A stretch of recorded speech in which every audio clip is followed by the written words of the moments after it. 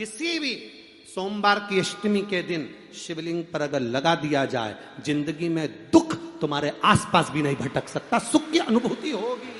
शिव महापुराण की कथा कहती है, बड़े ध्यान से सुनना। कभी जिंदगी में अगर मौका मिल जाए, कभी जीवन में तुम्हारे घर में गौ माता हो या कोई गौशाला हो और तुम्हें मालूम है कि ये गाय का ही दूध है, ये गौ माता का ही दूध है, तो कभी जीवन में अगर मौका मिल जाए और अगर तुम्हें कोई कह दे कि तेरी किस्मत में सुख नहीं है, तेरी किस्मत में धक्के खाना लिखा है, तेरी किस्मत में दुख लिखा है, तेरी किस्मत में हमेशा धक्के खाना लिखा है, कोई कह दे तुमको, तो उसकी सुन लेना। और आखिरी में केवल बेलपत्री का ये बीच वाले भाग पर गौ माता, अगर देसी गाय अगर कहीं हो, उसका अगर दूध सुबह का समय का मिल जाए, शाम का दूध नहीं, सुबह का यदि दूध मिल जाए, इस बेलपत्री के मध्य भाग में, आप लोग आस्था चैनल पर आप इस पत्ती, बीच की पत्ती के मध्य भाग में थोड़ा सा दूध लगाकर, नीचे के भाग में भी थोड़ा सा दूध लगाकर, दोनों पत्तियों में गाय का घी लगाकर भगवान शंकर के शिवलिंग पर कभी मौका मिल जाए जिंदगी में एक बार, किसी भी सोमवार की अष्टमी के दिन शिवलिंग पर अगर लगा दिया जाए, जिंदगी में दुख तुम्हारे आसपास भी नहीं भटक सकता, सुख की अनुभूति होगी। दुख में भी सुख आएगा, किस्मत में दुख लिखा है वो तो आएगा, पर दुख में भी सुख की अनुभूति होगी। आएगा दुख, पर दुख भान नहीं होने देगा। पांवों में अगर ठोकर लगी है तो थोड़ी तो चोट लगेगी, पर जूता पहने हो तो ज्यादा लगेगी क्या?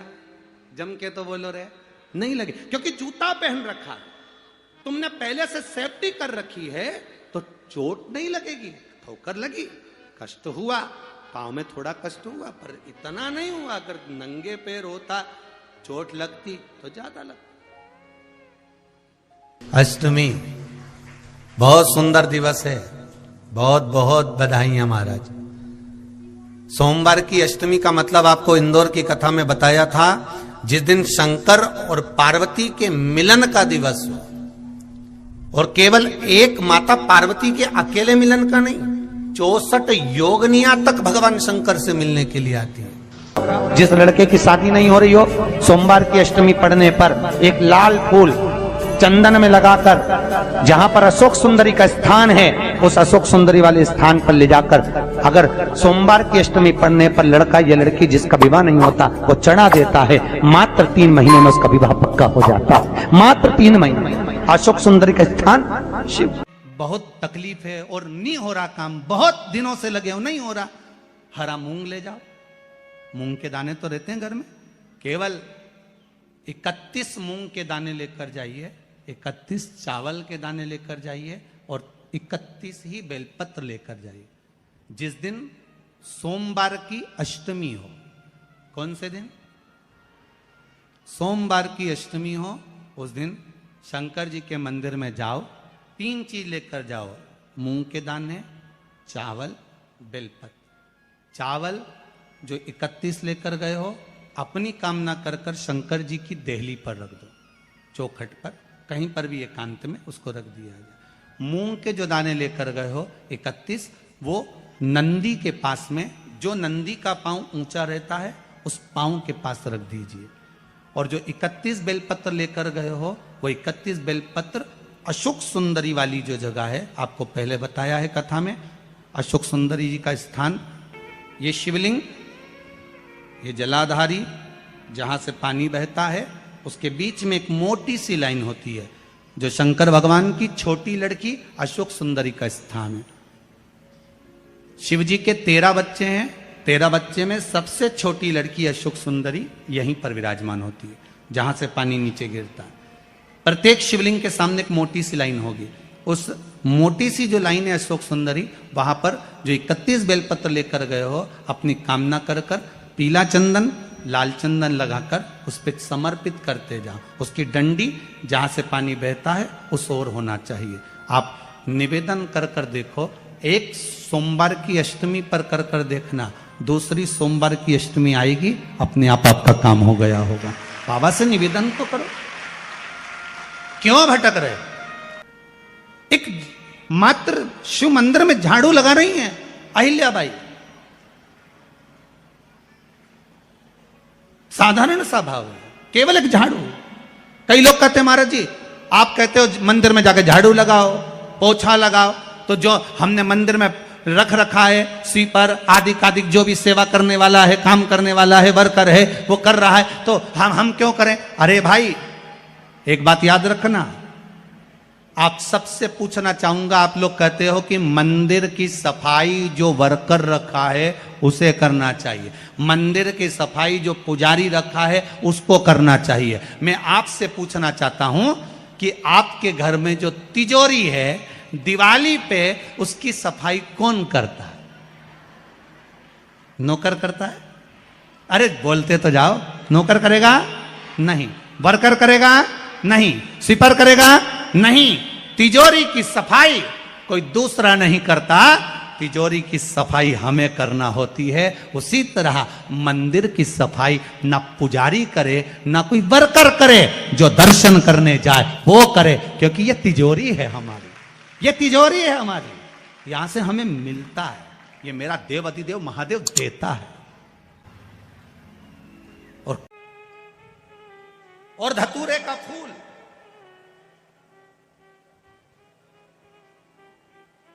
कांटे वाला धतूरा और उसमें लगने वाला एक पुष्प, आस्था चैनल पर आप लोग देख रहे होंगे धतूरे के फूल का दर्शन। धतूरा और धतूरे का पुष्प, छोटा सा पौधा है, ज्यादा बड़ा नहीं है, कांटा लग रहा है, धतूरा लग रहा है, और उसमें भी साधारण धतूरा नहीं, जिस धतूरे के नीचे की डंडी लाल कलर की होती है, अगर वो सोमवार की अष्टमी को देव अधिदेव महादेव को समर्पित करी जाती है तो उसके घर में कभी संपदा की कमी नहीं होती है। वो धतूरा है, साधारण नहीं है। धतूरे में भी लाल डंडी, जैसे धतूरा गोल होता है उसके नीचे छोटी सी डंडी, देखा है आप लोगों ने? अरे देखी कि नहीं देखी बोलो? धतूरा देखा है ना?